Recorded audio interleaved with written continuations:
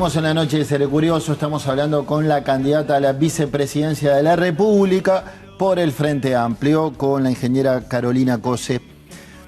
¿Cómo evalúa este gobierno de coalición liderado por la calle Pou? Sí, ha sido un gobierno liderado por el Partido Nacional, ¿verdad? Yo creo que ha habido retroceso en el Uruguay. Creo que el presidente tiene una muy buena imagen, que es una persona que maneja muy bien los medios, es una persona que sonríe, hace chistes. ¿No porque gobierna bien, tiene una buena imagen en las encuestas? Bueno, lo que pasa es que está la realidad, ¿no? Si yo veo retrocesos, si Antel se autogeneró competencia, si retrocedemos en los servicios de salud, si los docentes están solos contra una realidad sin ningún apoyo, sumergidos en una montaña de papeles, si avanza la violencia, si la gente no tiene a quién recurrir, si se infantiliza la pobreza, si de cada 1000 hogares 146 tienen inseguridad alimentaria, bueno, eso es un retroceso. Está bien, me quedó lo de se avanza en la violencia. Este gobierno dice, nosotros bajamos todas las cifras de los delitos, mínimamente homicidios, pero bajamos todas las demás. Estamos mucho mejor en seguridad pública que en los gobiernos de Frente Amplio. Yo los invitaría a recorrer la realidad y que me expliquen por qué en algunos barrios no se puede entrar a partir de las 5 de la tarde, o por qué en varios barrios los vecinos piden que las reuniones no sean después de las 5 porque no se animan a irse solos a la casa. Digamos, y eso no sucede solo en los barrios de Montevideo. Pero entonces que hay un subregistro, alguien está maquillando las cifras, ¿qué tenemos que pensar? No, yo creo que verdaderamente, voy a decir una opinión súper personal, creo que el actual ministro del Interior está haciendo lo que puede. Creo que no hay un rumbo en esto. Bueno, me levantó el centro para la siguiente pregunta. Bueno, ¿cómo no? ¿Por qué? Porque más temprano yo le hablaba de una entrevista... Porque esto no es solo un tema de un ministro del Interior, ¿no? Sí, sí. Es un tema de rumbo general. No creo ni que la violencia... No creo que casi ningún tema sea de un solo ministerio. Ninguno. ¿Verdad? Me parece que el trabajo en equipo territorial es una cosa que no puede hacerse de otra forma. Mire esto, en 2019 me dijo, para Seré Curioso, pero de Montevideo Portal... Yo encontré en Antel a una empresa que se le venía a pique la telefonía fija, que estaba tratando de posicionarse mejor en el área de celular, y lo que hice fue marcar un rumbo y cambiar completamente el modelo de negocios. Esto me dijo en 2019. ¿Viste? El concepto de marcar un rumbo. Sí. Un concepto en el cual usted ha insistido este año. Sí. Al gobierno le falta rumbo, este gobierno no tiene un rumbo. Entonces, necesito preguntarle a qué se refiere, en qué cosas puntuales entiende usted que no hay un rumbo en este gobierno. Por ejemplo, con los problemas de seguridad que hay en los distintos barrios de todo el Uruguay, a mí me parece, humildemente, que desde hace ya un tiempo el presidente debió haber liderado una campaña de recuperación territorial y haber encolumnado a todo su Consejo de Ministros en esa campaña de recuperación territorial y no dejar a un ministro solo ahí haciendo lo que puede. Entonces, ¿por qué? Porque la campaña de recuperación territorial no es solo invadir con policías, que por ahí se necesita en algunos lugares, pero si vos dejás, si tenés malos servicios de salud, si no hay policlínicas, si no está la presencia de desarrollo social para sostener y en detectar las situaciones de violencia en los hogares, si a las maestras las dejás sola con los problemas de salud mental, o sea, si tenés el territorio abandonado, no la vas a arreglar. Entonces, me parece que se perdió una oportunidad de liderar una campaña de recuperación territorial. Una campaña de recuperación territorial es un rumbo, donde yo estoy diciendo, tenemos que recuperar los territorios. ¿Cuáles territorios? Aquellos de los cuales el Estado se va, y si vos dejás a la gente tirada, con mala salud, con problemas en la educación, con problemas de violencia, con inseguridad en el trabajo, ¿quién avanza? Avanza la delincuencia. Pero yo le digo... Entonces, ahí faltó un rumbo integral. Y no decir, voy a poner policías y ¿sabés qué pasa? Que si vos decís policía, la policía va, te responde. Y mirá cómo están ahora, con unos problemas de salud mental en la policía importantes. Entonces, uno no puede tampoco tensar así la cuerda. Está bien, ahora... Eso es un rumbo. el gobierno puede decir, nosotros encaramos una reforma de seguridad social que este país necesitaba y el Frente Amplio no la encaró porque podía generarle costos políticos. Este gobierno encaró una reforma educativa que tampoco se hizo antes y ahora hay una reforma educativa caminando. Se puede estar de acuerdo o no con el rumbo, pero el oficialismo también puede decir, o por ejemplo se legisló mediante una LUC y se encaminó un montón de cosas en distintos ámbitos. El gobierno también puede decir, esto también es un rumbo. No, esos son títulos, porque vos podés tener un barco con el timón suelto y el barco va haciendo así. Y vos podés decir, pasé por la península aquella, después pasé por aquella playa, pasaste haciendo así. Faltaba un timón que marcara un rumbo. Que el gobierno tuvo trayectorias, no me cabe duda.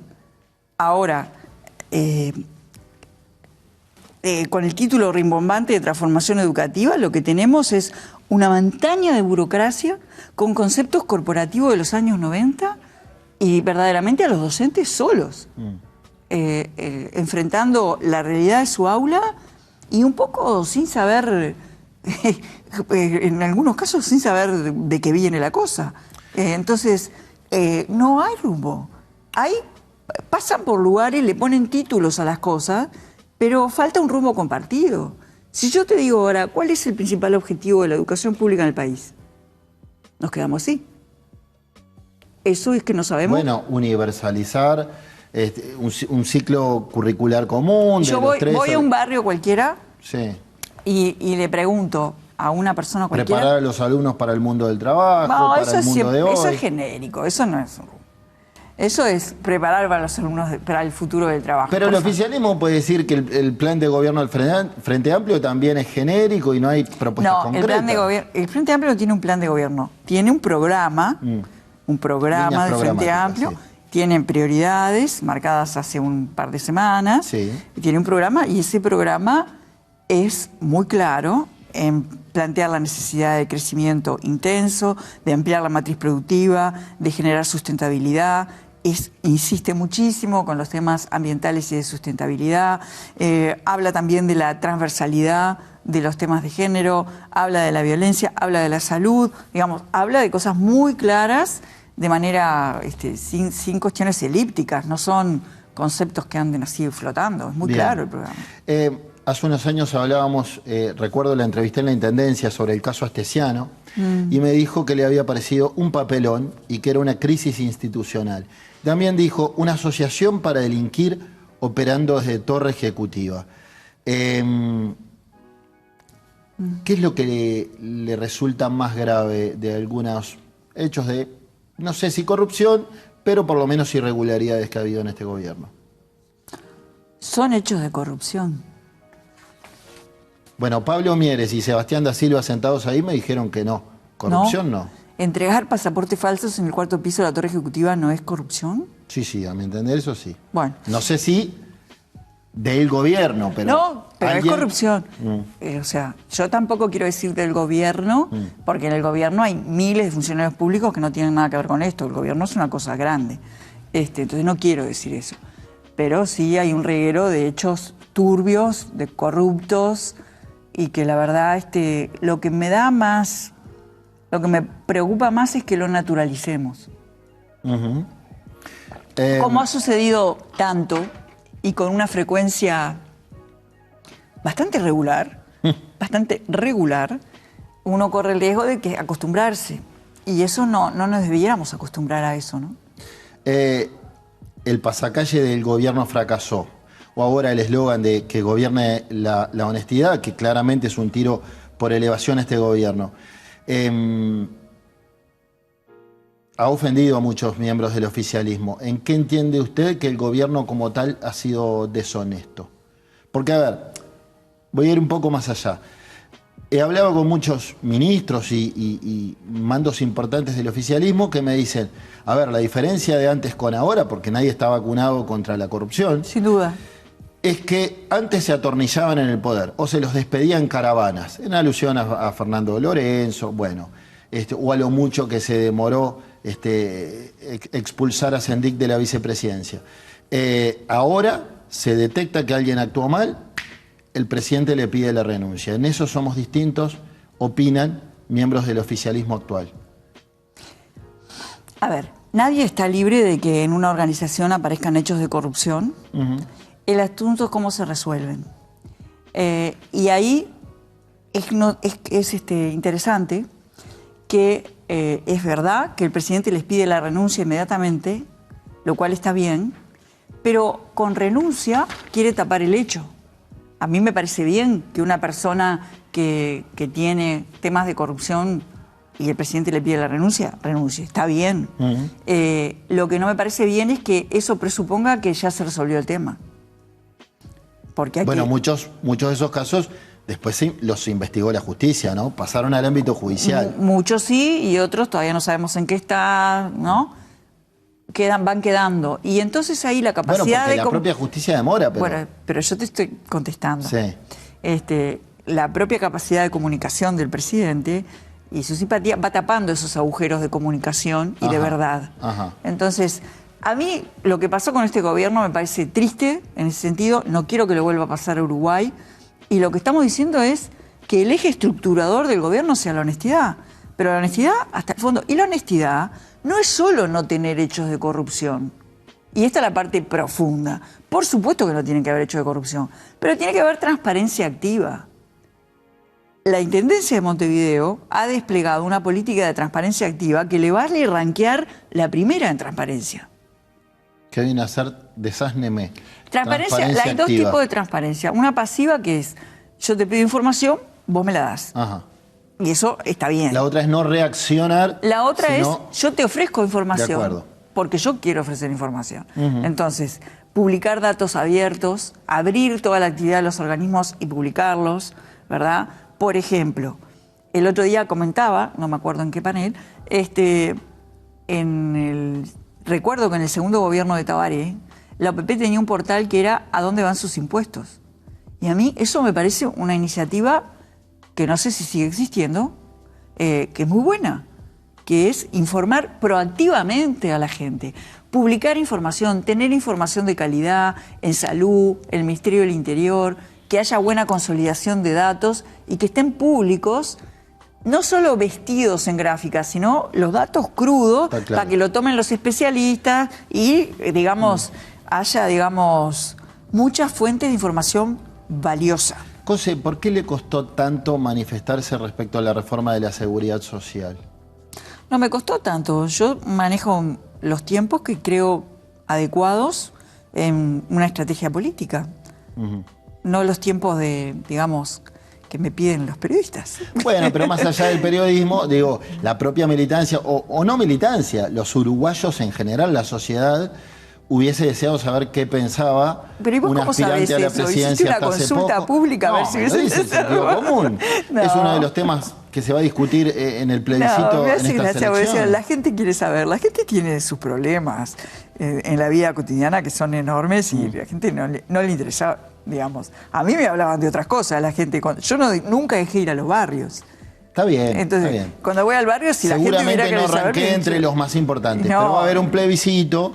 Es un tema muy importante para el país. Sí. Las propias principales figuras del frente, pienso en Yaman Gorsi, pienso en Gabriel Odone, designado ministro de Economía si gana el frente, no aconsejan votar el plebiscito. Yo tampoco. También dicen que después matizó un poco Odone, no va a ser el fin del mundo. No, como tampoco fue el fin del mundo, lamentablemente, después que tuvimos la pandemia. O sea, estamos en un mundo de incertidumbre, de grandes desafíos, de cambio climático, de sequías de 3 años. Puede pasar cualquier cosa y no va a ser el fin del mundo. ¿Por qué dijo que el diálogo respecto a la seguridad social fue una pantomima? Porque tengo las referencias de Ernesto Murro. ¿No hubo tal diálogo? No hubo tal diálogo. Según lo que me cuentan los que participaron directamente. En particular a Ernesto le creo. Es una persona que no se puede decir que es liviana en estos temas. Sabe mucho de estos temas. Sí. Y bueno, primero que era una comisión con representación política, después que los técnicos decían que no, en realidad hablaban por sí mismos, que no expresaban una opinión política. No fue una hoja de ruta compartida. Cortita, que me tengo que ir a la pausa, me están apurando por la cucaracha.